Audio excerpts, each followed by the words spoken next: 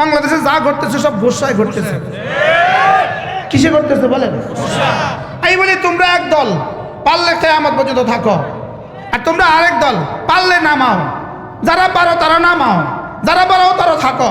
তোমাদের থাকার সাথে আমাদের কোনো সম্পর্ক নাই, লাভ লস নাই। তোমাদের নামার সাথেও আমাদের কোনো লাভ লস নাই। আমাদের সিদ্ধান্ত, আমাদের মসজিদ, আমাদের মাদ্রাসা, আমাদের ইসলাম, আমাদের ইমান, আমাদের কোরআনে হাত দেওয়া যাবে না।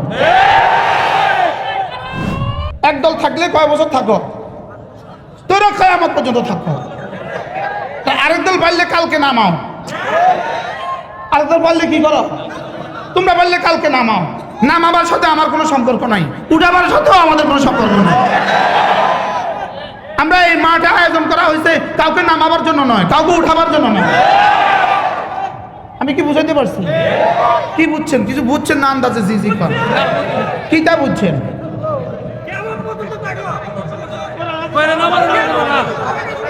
আর আরেক দল ফাইলে, একদল ফাইলে কালকে নামায়া দাও, আর দল ফাইলে কিয়ামত পর্যন্ত থাকো। আমাদের এতে কোনো বানা দেনা নাই, আমরা বুঝে গেছি।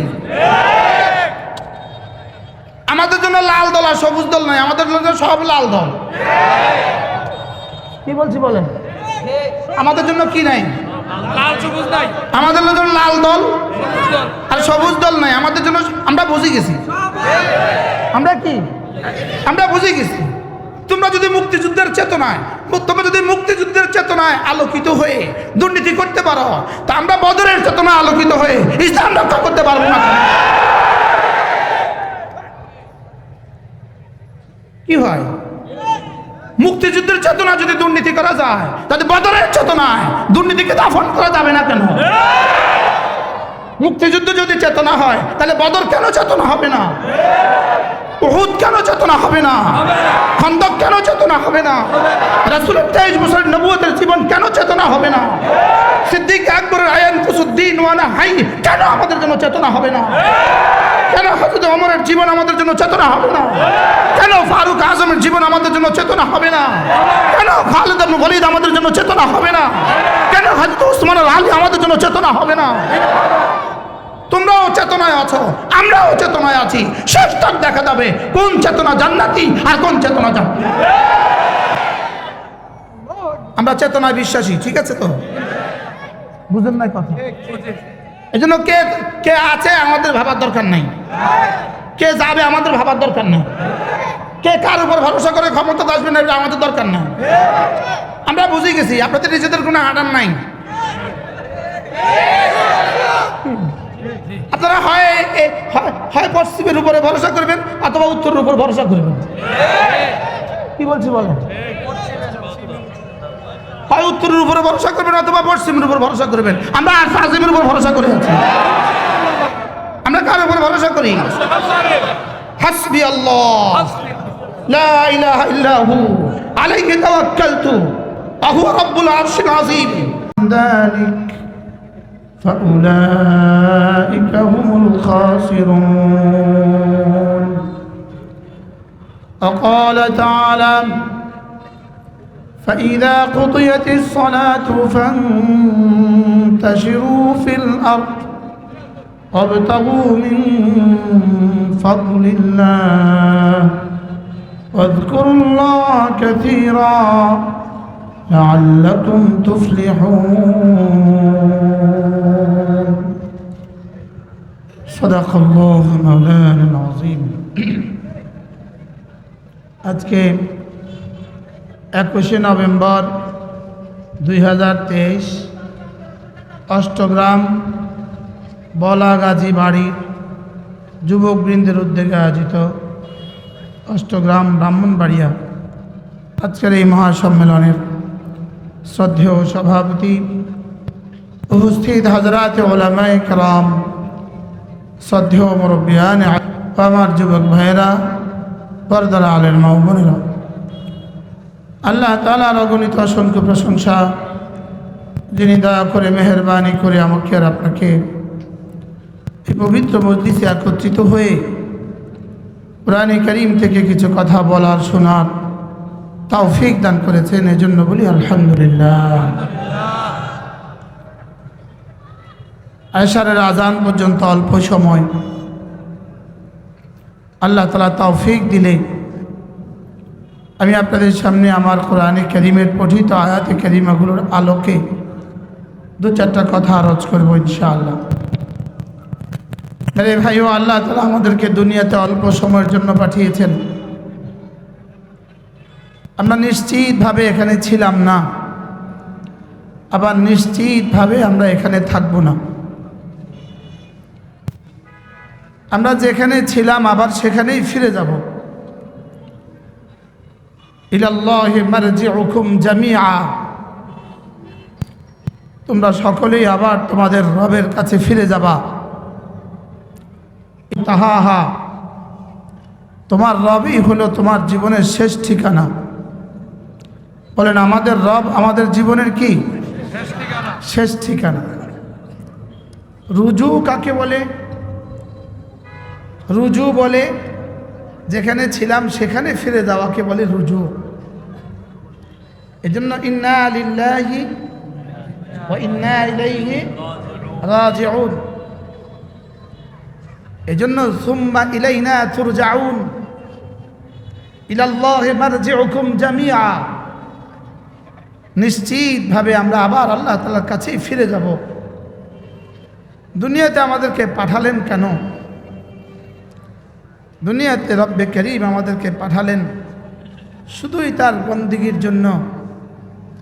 এজন্য আমার পীর ও মুর্শিদ হযরত মাওলানা সুলতান আহমদ নানুপুরি রহমতুল্লাহি আলাইহি বলতেন, ইল্লা লিয়াবুদুনের তরজমা তিনি বলতেন ইল্লা লিয়াশিকুন, আমি জিন আর ইনসানকে বানিয়েছি শুধুই আমাকে ভালোবাসার জন্য। ফেরেশতা আল্লাহ তাআলাকে ভালোবাসতে জানে না, কোনো জানোয়ার আল্লাহ তাআলাকে ভালোবাসে না, কোনো মাখলুক আল্লাহ তাআলাকে ভালোবাসে না, কোনো মাখলুককে আল্লাহ তাআলা ভালোবাসার যোগ্যতাই দেন নাই। ফেরেশতাকেও আল্লাহ তাআলা ভালোবাসার যোগ্যতা দেন নাই। আশজার ও আহজারকে আর নবাতাতকে, অলুভিয়াত আর সামাভিয়াত আর আরদিয়াত আর সুফলিয়াতকে, কোনো বস্তুকেই আল্লাহ তাআলা ভালোবাসার যোগ্যতা দেন নাই। কোনো ইহুদিকে আল্লাহ তাআলা আল্লাহকে ভালোবাসার যোগ্যতা দেন নাই। কোনো নাসারা আর কোনো হিন্দুকে আল্লাহ তাআলাকে ভালোবাসার যোগ্যতা দেন নাই। ওয়াল্লাযীনা আমানু আশাদ্দু হুব্বান লিল্লাহ, আল্লাহ তাআলা মুমিনিনকে, শুধুই মুমিনকে আল্লাহ তাআলাকে ভালোবাসার যোগ্যতা দিয়েছেন। এজন্য ইয়া আইয়ুহাল্লাযীনা আমানু মান ইয়ারতাদ্দা মিনকুম আন দীনিহি ফাসাউফা ইয়াতিল্লাহু বিকওমিন ইউহিব্বুহুম ওয়া ইউহিব্বুনাহু, আল্লাহ তাআলা বলেন, হে ঈমানওয়ালারা শুনো, তোমাদের থেকে কেউ যদি তার দ্বীন ছেড়ে দেয়, তুমি ভেবো না একথা আমি তোমার বড় মুহতাজ, আমি তোমার মুহতাজ না। তুমি যদি দ্বীন ছেড়ে দাও, কেউ যদি দ্বীন ছেড়ে দেয়, মুআযাল্লাহ, আল্লাহ তাআলা বলেন আমি অচিরেই আরেক দল বানাবো, আল্লাযীনা ইউহিব্বুহুম, যাদেরকে আমি ভালোবাসবো, ওয়া ইউহিব্বুনাহু, যারা আমাকে ভালোবাসবে। এজন্য মুফতি সাহেবান আল্লাহকে ভালো না বাসলে আল্লাহ আমার মতো মুফতির মুহতাজ না। মুহাদ্দিস সাহেবান আল্লাহকে ভালো না বাসলে আল্লাহ তাআলা আমার মতো মুহাদ্দিসের মুহতাজ না। আল্লাহকে ভালোবাসার সবচেয়ে বড় দলিল, আল্লাহকে ভালোবাসার সবচেয়ে বড় প্রমাণ, ঈমানের সাথে একামতে সলার সাথে, ঈমানের সাথে একামতে সলার সাথে আল্লাহ রাস্তা জান দিয়ে দেওয়া, এটা আল্লাহকে ভালোবাসার সবচেয়ে বড় দলিল। বলেন আল্লাহ রাস্তা কি দেওয়া? বলেন আল্লাহ রাস্তা জান বাজি লাগাবার জন্য দাঁড়িয়ে যাওয়া, এটা আল্লাহকে ভালোবাসার সবচেয়ে বড় দলিল। এজন্য যারা আল্লাহকে ভালোবাসে আল্লাহ তাআলা তাদের 5টা গুণ বলেছেন। কয়টা গুণ বলেন? আল্লাহ যাদেরকে ভালোবাসেন, আল্লাহ যাদেরকে ভালোবাসেন 5টা গুণ। আল্লাহ যাদেরকে ভালোবাসেন তাদের কয় গুণ? এই 5 গুণীকে আল্লাহ তাআলা ভালোবাসেন। পীর হইলে আল্লাহ ভালোবাসবেন না, এই কথা আসে নাই কোরআনে কারীমে, না এই কথা কোরআনে কারীমে আসে নাই। মুরিদ হইলে আল্লাহ পাক ভালোবাসবেন, এই কথাও কোরআনে কারীমে আসে নাই। বড় মুহাদ্দিস হয়ে গেলে আল্লাহ ভালোবাসবেন, এই কথা কোরআনে কারীমে আসে নাই। বড় মুফতি হয়ে গেলে আল্লাহ তাআলা ভালোবাসবেন, এই কথা কোরআনে কারীমে আসে নাই। গলা অনেক সুন্দর হয়ে গেলে আল্লাহ তাআলা ভালোবাসবেন, এই কথা কোরআনে কারীমে আসে নাই। কোরআনে কারীমে আল্লাহ তাআলা বলেন, আমি যাকে ভালোবাসি তার 5টা আলামত হবে, 5টা কাজ হবে তার। এক নাম্বার ইউহিব্বুনাহুম, এরা আমাকে ভালোবাসবে। দুই নাম্বার আদিল্লাতিন আলাল মুমিনিন, এরা মুমিনদের জন্য হবে বড় বিনয়ী, মুমিনদের জন্য হবে বড় হৃদয় প্রাণ, মুমিনদের জন্য বড় বিনয়ী হবে এরা। আইজ্জাতিন আলাল কাফিরিন, আর কাফেরদের মোকাবেলা হবে বজ্র কঠিন। ইউজাহিদুনা ফি সাবিলিল্লাহ, এরা আল্লাহ রাস্তায় জান আর মাল বাজি লাগাবে। ওয়ালা ইয়াখাফুনা লাওমাতা লাইম, আর আল্লাহ রাস্তায় জান মাল বাজি লাগাইতে গিয়া দুশ্মন যত কথা বলবে এরা এটাকে ভয় পাবে না। কি এবার নিজের সাথে নিজে চিপকান, মুহাদ্দিস সাহেব নিজের সাথে এটা নিজে চিপকান, খতিব সাহেব নিজের সাথে নিজেকে এটা মিলান। ইউহিব্বুনাহুম আছে কিনা, ইউহিব্বুনাহু আছে কিনা, আদিল্লাতিন আলাল মুমিনিন আছে কিনা, আইজ্জাতিন আলাল মুমিনিন আইজ্জাতিন আলাল কাফিরিন আছে কিনা, ইউজাহিদুনা ফি সাবিলিল্লাহ আছে কিনা, ওয়ালা ইয়াখাফুনা লাওমাতা লাইম আছে কিনা। যদি এই 5 গুণ হয়ে যায় আল্লাহ তাআলা বলেন এরা হবে আমার। এরা কার? এরা হবে আমার। এবার রব্বে করিম বলেন না না, এই 5 গুণ হওয়া এটা তোমার যোগ্যতা দিয়ে হবে না, এটা আমার যালিকা ফাদলুল্লাহ, এটা আমার ফজল। ইউতিহি মান ইয়াশা, আমি যাকে চাই তাকে দান করি। বলেন কয় গুণ? বলেন ছাত্ররা আমার সাথে সাথে মুখস্থ করো। 1 নাম্বার ইউহিব্বুনাহু, উলামা ইকরাম বলেন ইউহিব্বুনাহু, এরা আল্লাহকে ভালোবাসবে। এখন যদি যে কাউকে জিজ্ঞেস করি তুমি কি আল্লাহকে ভালোবাসো, বলবো অবশ্যই ভালোবাসো। বলবে কি বলবে না? বলবে। নামাজ পড়ে না লেকিন সে আল্লাহকে ভালোবাসে। এরকম যুবক এদেশে আছে না নাই? বলেন। ওয়াজকে ভালোবাসে কিন্তু মাগরিব পড়ে নাই, এরকম যুবক কিন্তু এখানে দাঁড়িয়ে আছে। আছে না নাই? এরা আসলে আল্লাহকে ভালোবাসে। ইনি হযরত ওমর, ইনি ওমর ওমর ওমর ফিল জান্নাহ, ইন্না শাইতান লা ইয়াখাফুক। আল্লাহ রাসূল বলেন ওমর জান্নাতি। আল্লাহ রাসূল বলেন শয়তান ওমরকে ভয় পায়। রাসূল বলেন লাউ কানা বাদি নবী লাকানা ওমর, আমার পরে যদি কেউ নবী হইতো তো ওমর নবী হইতো। ওমর বলেন ওয়াফাকানি রব্বি ফি সালাসাতি আশিয়া, 3 জায়গা আল্লাহ তাআলা আমার মুওয়াফাকাত করেছেন, আমি যা চেয়েছি সেই মতে আমার রব আয়াত নাজিল করেছে। হযরত ওমরকে রাসূল জিজ্ঞেস করলেন ওমর আমি কি তোমার কাছে তোমার জানের চেয়ে বেশি প্রিয়? হযরত ওমর একটু সাহাবী তো সাহাবী, আকাল্লুহুম তাকাল্লুফা, সাহাবাদের জীবনে কোনো তাকাল্লুফ ছিল না। কি ছিল না? বলেন। বানাওটি ছিল না, দিলে এক কথা মুখে আরেক কথা, এটা ছিল না। বলেন কি বলছি? বলেন। দিলে এক কথা মুখে আরেক কথা, এটা সাহাবাদের কাছে ছিল না। দেখেন এখন যদি একদম খিদে লাগে আপনি যদি বলেন ভাইয়া আমার সাথে খানা খাও, সে বলবে না খাবো না। এটাকে কি বলে? তাকাল্লুফ, বানাওটি করা, বানাওটি করা তাকাল্লুফ। এটাকে কি বলে? এই জন্য আমাদের অভ্যাসে এটা, না না খাবো না, আচ্ছা দিল চাইতেছে খাই। বাস্তব না বাস্তব?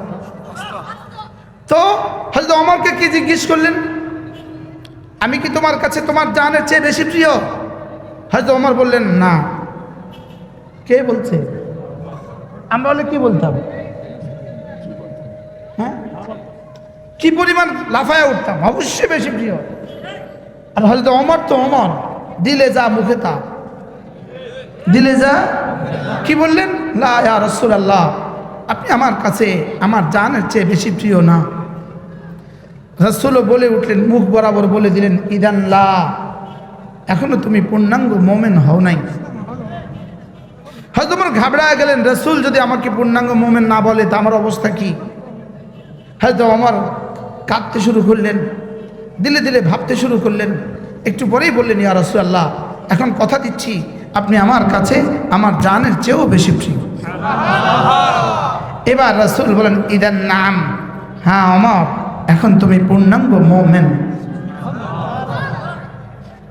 এজন্য জীবনের সবচেয়ে প্রথম সবক হওয়া উচিত ছিল যেটা, এটাকে আমরা ভুলে গেছি। জীবনের প্রথম সবক আল্লাহকে ভালোবাসা। বলেন, আবার বলেন, আল্লাহকে ভালোবাসা।